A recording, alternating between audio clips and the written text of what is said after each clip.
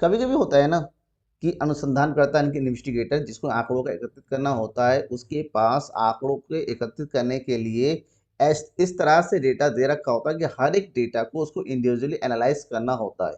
यानी कि अनुसंधान के लिए जितने भी आंकड़े हमारे सामने अवेलेबल है, जब उन सबको व्यक्तिगत तरीके से या पूर्ण तरीके से अध्ययन किया जाता है, तो अध्ययन की इस विधि को संगणना के नाम से जानते हैं। जनगणना को नॉर्मल लैंग्वेज हम जनगणना के नाम से भी जान सकते हैं। जनगणना दैट इज सेंसस। जनगणना मतलब जानते हैं ना, जब देश की जनसंख्या की कितने नागरिक है इन सब की गिनती होती है और लोगों के घर में जा जाके डायरेक्टली काउंट किया जाता है। ठीक है, अब देखिए आज की इस क्लास में हमको क्या पढ़ाएंगे, हम आपको पढ़ाएंगे कि संगणना क्या होती है, संगणना की आवश्यकता आखिर है क्या, इसके गुण और दोष क्या क्या, इन सब चीजों के बारे में बात करेंगे। ध्यान में रखिएगा, जब भी कोई अनुसंधानकर्ता को अनुसंधान की पूर्ण करने के लिए जब भी कोई योजना बनाना होता है, तो एक महत्वपूर्ण लेना होता है कि आंकड़ों का संकलन हम किस तरह से करें, कि आंकड़े जो इकट्ठा किया जाए वो किस तरह से करें। क्योंकि आंकड़ों के संकलन के लिए जो बेसिक मेथड है वो दो तरीके का होता है, एक होता है संगणना रीति और एक होता है निर्देशन रीति। संगणना में क्या होता है, जब हमारे पास जितने भी आंकड़े इकट्ठा होते हैं उन सबको कलेक्ट कर लिया जाता है, सबको एनालाइज किया जाता है। जबकि निर्देशन में क्या होता है, यहाँ पर सभी आंकड़ों को अध्ययन ना करते हुए उनमें से कुछ प्रतिदश चुन लिया जाता है, जिसको हम बोलते हैं इंग्लिश में सैंपल को सैंपल, तो इसको सैंपल मेथड भी कहते हैं और इसको जनगणना विधि भी कहते हैं। तो आज की इस पूरी क्लास में हम जनगणना यानी कि संगणना के बारे में ही डिटेल से जानेंगे। ठीक है, सबसे पहली बात तो यह है कि है क्या। अनुसंधान के क्षेत्र में समूह की प्रत्येक इकाइयों के बारे में समग्र एकत्रित करना ही संगणना होता है। मतलब हमारे पास जो भी एरिया है अध्ययन करने से रिलेटेड, अब उनकी हर एक इकाई को मतलब हर एक तत्व को हम व्यक्तिगत तरीके से जब एनालाइज करते हैं, तो उस विधि को संगणना विधि के नाम से जाना जाता है और इंग्लिश में बोलते हैं सेंसस मेथड। ठीक है, एक्चुअली में इस रीति में क्या होता है, अनुसंधानकर्ता को समग्र की प्रत्येक इकाइयों की जानकारी प्राप्त करनी होती है, एक भी नहीं छूटना चाहिए। बेसिकली ये तब होता है जब हर आंकड़े, हर तत्व एक दूसरे से अलग अलग प्रकृति की होती है, उनकी विशेषताएं अलग होती हैं, उनमें जटिलताएं पाई जाती है। उस स्थिति में हम क्या है, ग्रुप में अध्ययन ना करके सबका अध्ययन बारीकी से करना पड़ता है। तो यहाँ पर जैसे जनगणना होती है, तो घर में जा जाकर प्रत्येक व्यक्ति के बारे में डिटेल से जानकारी इकट्ठा की जाती है। जैसे कितने लोग हैं परिवार में, कौन कैसे काम कर रहा है, कौन कहाँ काम कर रहा है, बच्चे कितने हैं, बूढ़े कितने हैं, वयस्क कितने हैं, स्त्रियां कितनी हैं, पुरुष कितने, इन सब चीजों के बारे में विस्तृत जानकारी ली जाती है। हाँ, ये अलग बात है कि संगणना रीति का जब प्रयोग करते हैं, इसमें अधिक श्रम का और अधिक धन का प्रयोग लगता है। क्योंकि व्यक्तिगत रीति है भाई, यहाँ पर हर किसी के पास जाएंगे तो जाने आने में समय लगेगा, जाने आने में खर्चा लगेगा, जो व्यक्ति काम करेगा, क्योंकि अनुसंधान करता खुद तो नहीं करता, किसी और को अपॉइंट करता है। जैसे जनगणना करनी होती, सरकार खुद आके थोड़ी ना गिनेगी, सरकार अपने नीचे एम्प्लॉय को अपॉइंट करती है, तो एम्प्लॉय को भाई सैलरी तो पैसे तो देने पड़ेंगे ना। लेकिन एक फायदा ये होता है कि इसमें खर्चा ज्यादा होने के बाद भी ये बहुत ही ज्यादा विस्तृत जानकारी हमें प्रदान करती है। इसका मतलब यह जानकारी, ये आंकड़े शुद्ध भी होते हैं, साथ साथ विश्वसनीय भी होते हैं, क्योंकि डायरेक्टली कलेक्ट होके आता है। समझ में आया। तो हम अगर बात करते हैं कि संगणना और निर्देशन दोनों ही विधियों का प्रयोग आंकड़ों के एकत्रित करने में किया जाता है, लेकिन निर्देशन का प्रयोग वहां किया जाता है, निदर्शन का प्रयोग वहां किया जाता है जो प्रतिचन या सैंपलिंग बोलते हैं, जहां पर हमें 100% एक्यूरेसी नहीं चाहिए होती है, मतलब काम चलाओ तब। लेकिन संगणना का प्रयोग वहां किया जाता है जब पर हर एक आंकड़ों से रिलेटेड में विस्तृत जानकारी की जरूरत होती है। ठीक है, जैसे एक स्कूल है, एक स्कूल में अलग अलग कक्षाओं और अलग अलग विषयों से टोटल 150 विद्यार्थी ऐसे हैं जिनके अंकों का अध्ययन इन अनुसंधान का मकसद है। ठीक है, अब चूंकि सभी विद्यार्थियों की कक्षाएं अलग अलग, विषय भी अलग अलग होता है, तो हम क्या करते हैं, उनको ग्रुप में ना करें, हर एक विद्यार्थी के बारे में हमें जानकारी लेनी होती है 150, कि किस बच्चे की किस सब्जेक्ट में कितने कितने मार्क्स है। जब हम 150 विद्यार्थियों के बारे में अध्ययन करेंगे, यानी कि विस्तृत अध्ययन करेंगे, किसी को भी छोड़ा नहीं जाएगा, तो उस स्थिति को संगणना विधि के नाम से जानते हैं। ठीक है, अगर वन लाइन स्टेटमेंट इसके बारे में जानना हो तो क्या जानेंगे?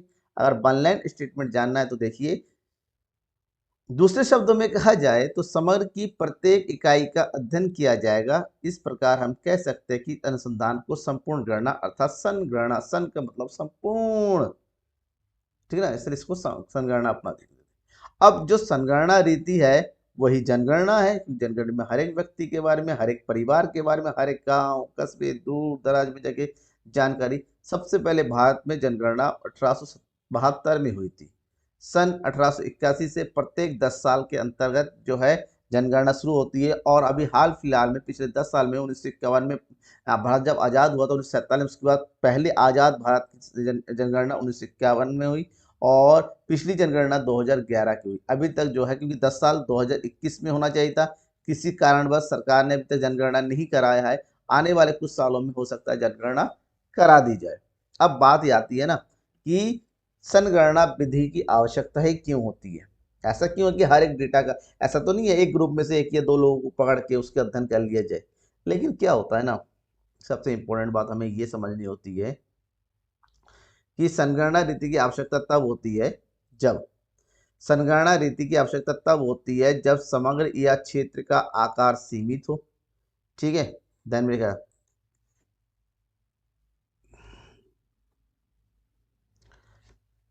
जब अनुसंधान के समूह की इकाइयों की विशेषताएं भिन्न भिन्न हो, जब समूहों को एकत्र कर अधिक परिशुद्धता के साथ निष्कर्ष निकालना हो, और जब समूह की प्रत्येक इकाई के बारे में विस्तृत जानकारी चाहिए, तो इस स्थिति में हमें संगणना विधि का प्रयोग करना पड़ेगा। ठीक है ना, क्योंकि जब छोटा इकाई होता है और इकाइयों की विशेषताएं अलग अलग होती है, हमें ओरिजिनल डेटा चाहिए, विस्तृत जानकारी चाहिए, तब इस विधि का प्रयोग करना जरूरी हो जाता है। अब होता है कि इस विधि के कुछ गुण हैं। ठीक है ना, हमें इस विधि के गुणों के बारे में जानना है। चलिए गुणों को जान लेते हैं। संगणना विधि के गुण, मेरिट्स ऑफ सेंसस। अगर संगणना विधि के गुणों की अगर बात करते हैं तो इसके सबसे पहला है, यह विधि वैज्ञानिक विधि है। वैज्ञानिक मतलब साइंटिफिक रूल है, नियमों का पालन किया जाता है।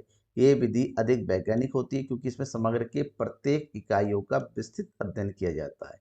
ये विधि विश्वसनीय होती है।